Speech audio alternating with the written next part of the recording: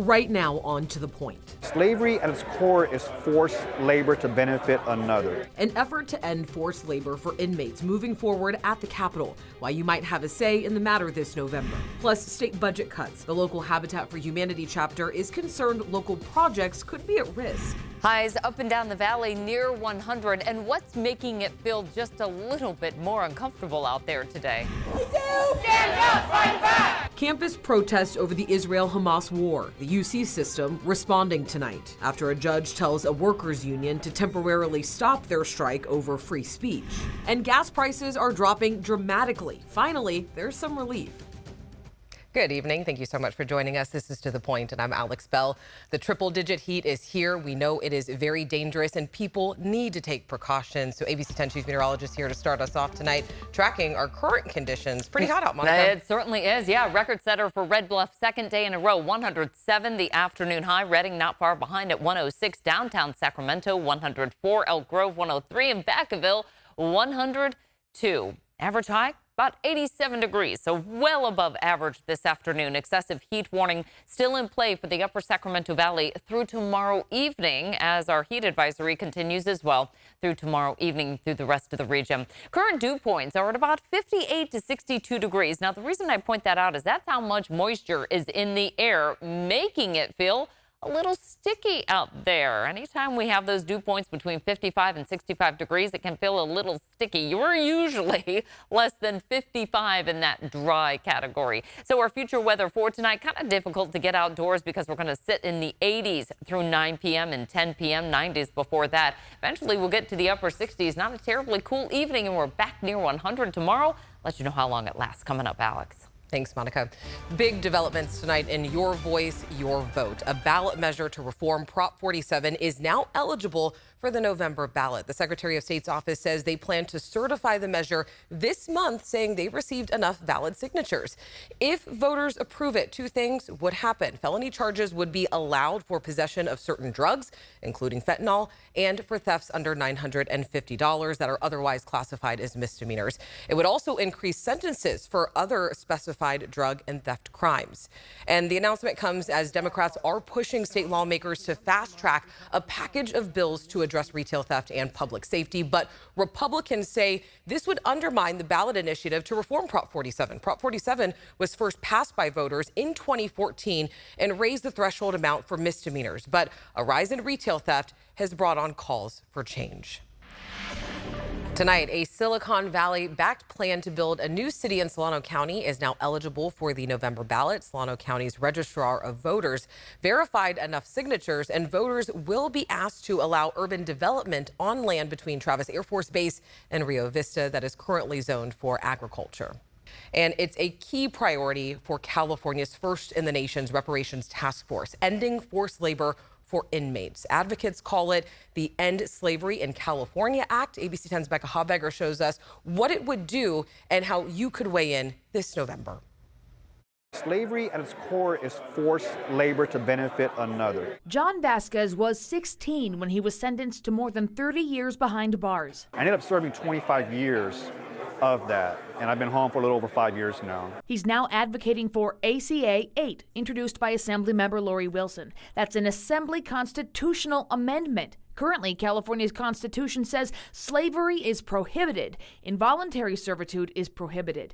But did you know it goes on to say, except to punish crime? If that does not sound like legalized constitutional slavery to you, I don't know exactly what that sounds like. Jamelia Land is co-director of state operations for the Abolish Slavery National Network, as well as co-founder of the Anti-Violence Safety and Accountability Project. She testified before the Senate Public Safety Committee Tuesday, which granted ACA 8 a key hurdle, passing it on to the next committee.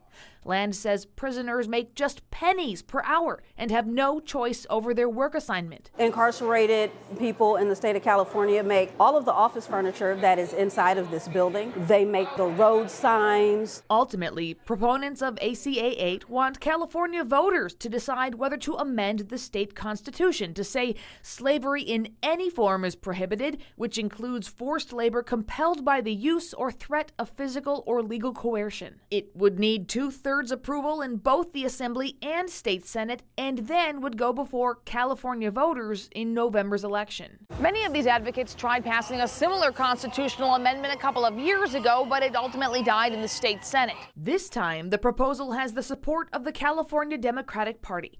Democratic Senator Steve Glazer says he's in favor of a constitutional amendment, but he'd like any change to come with clarifications. So you would vote for ACA8 in some amended form? As long as it defines what it means for an inmate in the prisons, what would be required and what would not be required. And as long as the basics in a prison, like hygiene and safety and food service, as long as those things are covered and taken care of, I think we can find a middle ground in her bill. ACA 8 advocates say incarcerated people want to work, they just don't want to be forced to work with no say in their work assignment. I was on a job waiting list for over 3 years, just waiting to get a job. And I wanted to work because I wanted something to do. In Sacramento, Becca Habiger, ABC 10. Now, similar language exists in the U.S. Constitution, and similar efforts are underway to change that language, too. Currently, the 13th Amendment bans slavery and involuntary servitude except for punishment for crime. Meanwhile, a number of states have changed their constitutions to abolish all forms of slavery, including Colorado, Utah, and Nebraska. In other news, 25-year-old Gabriel Chavez is now under arrest, facing a homicide charge following a deadly fight at Lake Berryessa over the weekend. Investigators say two groups started fighting. A 39-year-old man from Vallejo was shot and killed. Several other people were stabbed. A San Joaquin County grand jury report says Stockton city government is under attack. The civil grand jury found that externally, 209 Times, a social media platform, has persistently attempted to undermine the local democratic process by influencing election results. Internally, those supporting those external efforts are eroding camaraderie, trust, respect, and ethical governance. Now, the grand jury is calling on the city council to create rules for managing unlawful threats, strengthen its closed session policies, and have an impartial third-party investigator to examine the city's ethics hotline procedure. And affordable housing is needed as the housing crisis continues in California. But tonight, the local chapter for Habitat for Humanity is concerned local projects could be at risk with the governor's current proposed budget cuts. ABC 10's Jeannie Nguyen shares their plea and how the governor's office is responding. Right now, we're standing in one of 10 homes that Habitat for Humanity of Greater Sacramento is building in the Oak Park community. This home will eventually go to a person or family in need, and it's something Habitat for Humanity has been doing for years. Habitat for Humanity of Greater Sacramento, on average, annually receives 300 to 400 applications for home ownership for the opportunity to purchase on average between 10 to 15 homes, just one of those. But following Governor Gavin Newsom's latest budget proposal for the state, these projects are at risk of being cut. These homes are funded through the Cal Home program that is the sole state funding source. In the governor's 24-25 budget, there was a clawback of $152 million that were allocated towards Cal Home. So it's been zeroed out entirely. Now, this project you see behind me here will be completed sometime in July. And luckily, the governor's budget will not impact this project. But Habitat for Humanity does have some other projects in the pipeline in the greater Sacramento area that will be impacted if the governor's budget stays as is. We do have some developments in the pipeline. In Citrus Heights, we have 26 homes. In South Sac, we have a transit-oriented development that have not been able to we haven't been able to apply for Cal Home yet. ABC 10 reached out to the governor's office for a response, and a spokesperson tells us if the proposed budget is adopted, there will be about $130 million remaining in bond funding for Cal Home. But Habitat for Humanity says the remaining funds give the legislature and the administration a false sense that Cal Home is okay. And they say there's no guarantee the program will continue, and the scheduled application for funding has been put on hold. We're going to have to reevaluate our plans to build. And state lawmakers have until Saturday, June 15th, to pass a balanced budget. We will be watching very closely to see what gets cut. All right, next on To The Point. Campus protest. The UC system responding after a judge tells a workers union to temporarily stop their strike over free speech. Tracking the dangerous heat and the changes we'll see for the weekend forecast. And later, Hunter Biden's conviction, his dad, President Biden, and former President Donald Trump reacting tonight.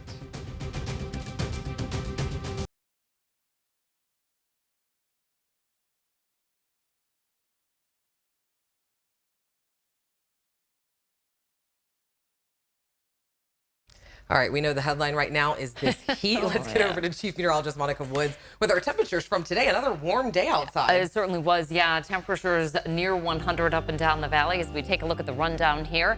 By our Tuesday evening, we're up near 100 throughout much of the valley. 81 for San Francisco, 90s for the foothills, and 80s up top for this year. Had a few of those thunderstorms popping up south of the Tahoe Basin. So you can see our temperature trend has been on the way up. Today was the hottest day of the week. Now we're going to start a very slow cooling trend, but we'll get back into the 80s, right about where we should be this time of year. Mid to upper 80s is where we're headed by our Thursday. Still near 100 tomorrow. And then Friday we'll start that warming again. Now, the change to our weekend forecast is we're anticipating those breezy north winds to develop, and that's going to lower humidity and elevate the fire danger once again. For tomorrow, we still have that moderate risk throughout much of the valley. The lower elevations, those grasses, those fuels are just primed for fire development. Under our ridge of high pressure, we've been really dealing with the excessive heat, but that's going to start to shift its way eastward. And behind it, we've got this low. That's going to initiate that onshore flow, the cooling breeze coming our way. And that'll happen for some of us by tomorrow afternoon. In the meantime, highs in the 90s to near 100 for the foothills, 80s up top. You'll see San Francisco dropping out of the 80s into the 60s for tomorrow. Fairfield, Vacaville, we're out of the 100s and into the 80s tomorrow. And 90s, a much bigger representation tomorrow through the valley than, say, those 100s that we saw today.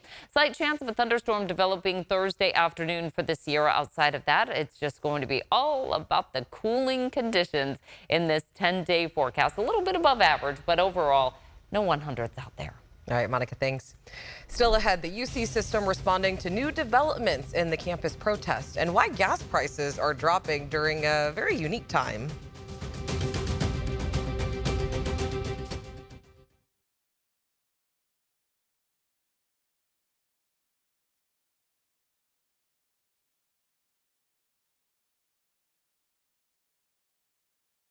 Following campus protests across California, there's more movement on the UC Davis campus today, and it comes as Free Palestine encampment continues to occupy the quad. A judge told the union organizing a UC academic worker strike to temporarily stop, and some Jewish students say they are concerned about safety. ABC 10's Devin Truppi reports tonight. When our free speech is under attack, what do? Stand up, fight back! What do? Stand up, fight back! Students for a Free Palestine at UC Davis marching across campus Tuesday. Union power! Union power! The reason, on Friday, an Orange County judge temporarily halted the UC academic workers' strike, ruling the walkout caused damages to students' education during finals. Hundreds of workers have been forced to return to work this week, facing backlash from instructors, their universities. Some are expected to complete 3 weeks of work in just 4 days. And many have been very confused about the process when we only have 4 days of school left. UC union employees chose to strike in protest of the school's response to pro-Palestine demonstrators on campus. Students have been living in tents on the quad at UC Davis since May in protest of Israel's actions in Gaza. For months, we students, workers, faculty have witnessed with eyes agape in horror as state-sponsored massacres of Palestinian cities and families. Meanwhile, pro-Israel group, the October 7th Coalition, were on campus expressing what they call is a growing concern for campus safety, especially for those who are Jewish. They've scared students, especially Jewish students. They've discriminated against a whole fleet of people. And I would say at this point, if you're not part of the encampment, you're pretty sick of this entire thing going on, because you can't just have a normal existence on campus. You can't have a healthy educational environment. UC Davis referred us to a statement issued in May saying UC Davis leaders say the conversation was productive and that they will continue to engage with students. The Davis Faculty Association says they support the union and their rights. This is finals week. We asked the encampment if they plan to be here into summer. They said that's not something they can share right now. Reporting at UC Davis, Devin Truppi, ABC 10. Tonight, the UC Office of the President released a statement saying we are focused on academic continuity and ensuring students can peacefully complete their coursework and research for the end of the academic year. We are also monitoring activity across the UC system to ensure that UAW is complying with the temporary restraining order. Meanwhile, the Davis Faculty Association says they support the union and their rights. And UC Davis is not the only school the union is striking at. The UAW started its strike in Santa Cruz back in May and since started walkouts at UC Davis, Los Angeles, Irvine, Santa Barbara, and San Diego. Today in the Israel-Hamas war, the United Nations says both Hamas and Israeli forces have possibly committed war crimes in Gaza. They blame Palestinian armed groups for holding hostages in densely populated areas and Israeli forces for their hostage rescue mission, where the Hamas-run health ministry says more than 270 Palestinians were killed. Israel disputes that 270 number, saying about 100 Palestinians were killed. All these actions by both parties may amount to war crimes. Secretary of State Antony Blinken continues his trip in the Middle East today, meeting with the families of hostages. Blinken says he sees hope in a possible ceasefire deal, saying everyone has said yes except for Hamas. Developing news tonight in China, a suspect is in custody after stabbing 4 instructors from Iowa's Cornell College who were teaching at a Chinese university. China's foreign ministry spokesperson says China is considered safe and they believe this will not disrupt cultural exchange programs between China and the U.S. The U.S. State Department says the motive of the attack is still unclear. And today, President Biden's son, Hunter Biden, was convicted by a jury on 3 felony gun charges. It is the first time the son of a sitting president has faced a criminal trial. And he was found guilty of buying a gun while allegedly addicted to drugs. The president's son walked out of court in Wilmington, Delaware Tuesday, hand in hand with First Lady Jill Biden and his wife, just moments after being convicted. Jurors found Hunter Biden guilty on all 3 felony gun charges against him. No one in this country is above the law. Everyone must be accountable for their actions. Prosecutors argued Hunter Biden knowingly lied on this federal form while buying a revolver in October of 2018. The form asking whether he was an unlawful user of or addicted to drugs. This case was about the illegal choices defendant made while in the throes of addiction, his choice to lie on a government form when he bought a gun, and the choice to then possess that gun. Hunter Biden appeared expressionless when the verdict was read, then hugging members of his legal team. Shortly after, releasing a statement saying in part, "I'm more grateful today for the love and support I experienced this last week from Melissa, my family, my friends, and my community than I am disappointed by the outcome." His defense team argued there was no actual witness to Hunter using drugs around the time when he purchased that gun. The jury heard from more than a dozen witnesses over the course of a week, including his ex-wife, ex-girlfriends, and the owner of the gun shop. The jury, made up of 6 men and 6 women, spent 3 hours over 2 days to come to their decision. Some told ABC News that text messages days before the purchase were the key to their decision. One man, who asked not to be named, said politics never came into play in the jury room. My mind just wasn't focused on that his father was the president of the United States. That didn't affect me or sway me one bit.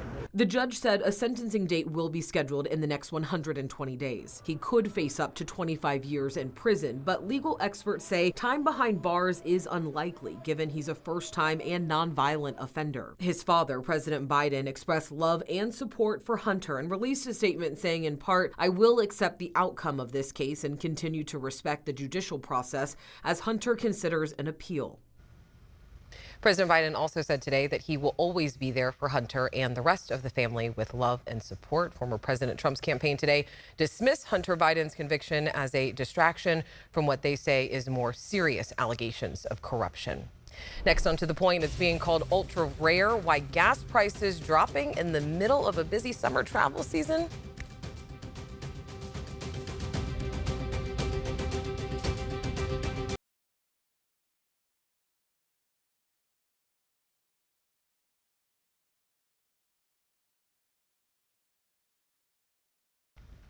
All right, if you go to Lake Tahoe, listen up. Sand Harbor State Park near Incline Village in Nevada will start requiring day use reservations on the weekends and holidays starting August 17th. People can start booking the reservations July 1st, and we have a link to the website on abc10.com.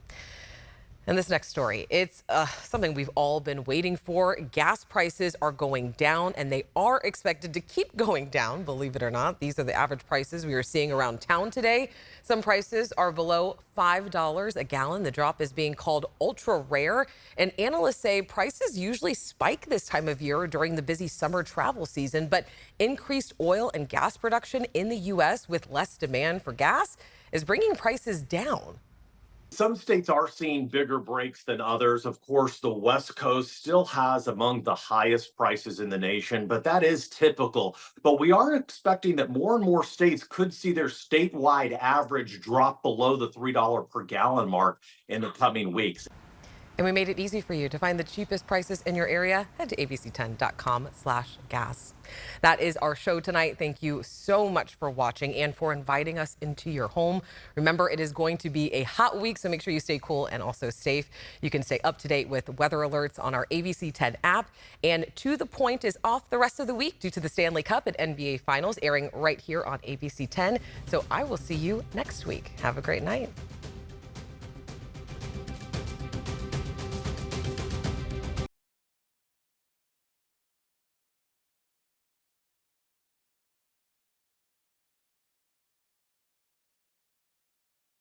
Hey, it's Alex. I just wanted to say thank you so much for watching. The To The Point team and I love hearing from you, and I hope that you'll stay in touch. And don't forget, you can always email me and the team at tothepoint@abc10.com, or you can even send us a text message at 916-321-3310.